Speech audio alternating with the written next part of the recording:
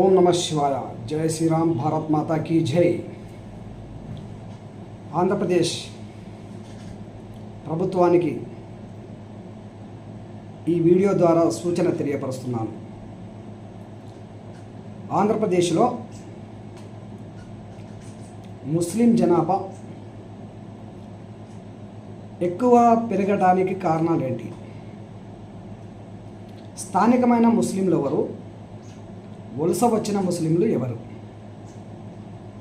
వలస వచ్చిన ముస్లింలు ఏ పనులు చేస్తున్నారు? వాళ్ళు ఎక్కడెక్కడ సెటిల్ అవుతున్నారు? బంగ్లాదేశ్, పాకిస్తాన్ నుండి వచ్చినటువంటి ముస్లిం వలసదారులు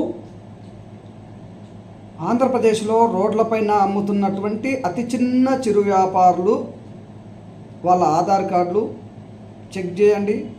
ఒకవేళ స్థానికంగా వాళ్ళ ఆధార్ కార్డులు ఉన్నట్టయితే వాళ్ళ ఇల్లు ఎక్కడ, వాళ్ళ కరెంటు బిల్లు ఏంటి, వాళ్ళ పూర్వపత్రాలు తీయండి. వాళ్ళ నాన్నగారు ఎవరు, వాళ్ళ తాతగారు ఎవరు, విధానాలు తీయండి. వాళ్ళ రేషన్ కార్డు, పురాతన రేషన్ కార్డు తీయండి.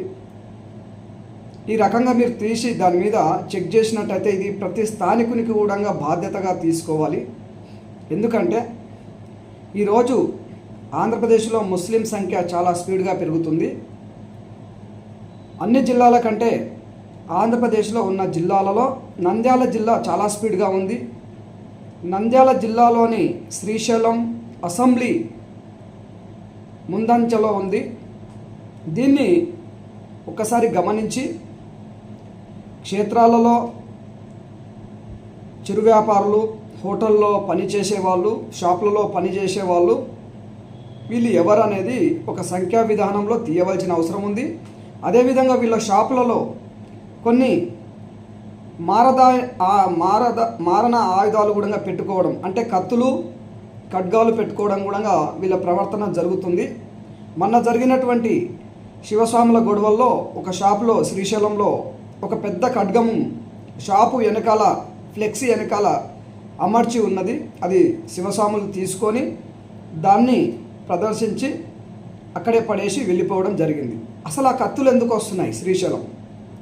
అదేవిధంగా రోడ్లపై చిరు వ్యాపారాలు, మజ్జిగ నీళ్ళు అమ్మడం, కూల్ డ్రింక్స్ అమ్మడం, నిమ్మకాయ నీళ్ళు అమ్మడం, దోపుడు బండ్లు అమ్మడం, ఊర్ల లోపలికి, కాలనీ లోపలికి ఉల్లిపాయలు, కూరగాయలు తోసుకుంటూ బండ్లు ఏవైతే వస్తున్నాయో చాలా జాగ్రత్తగా ప్రతి ఒక్కరిని పరిశీలించవలసిన అవసరం ప్రతి హిందువుకున్నది. స్థానిక ముస్లింలు కూడా దీని మీద కొద్దిగా నిఘా పెట్టవలసిన అవసరం ఉంది. అదేవిధంగా ఆంధ్రప్రదేశ్లో అడ్రస్ లేనటువంటి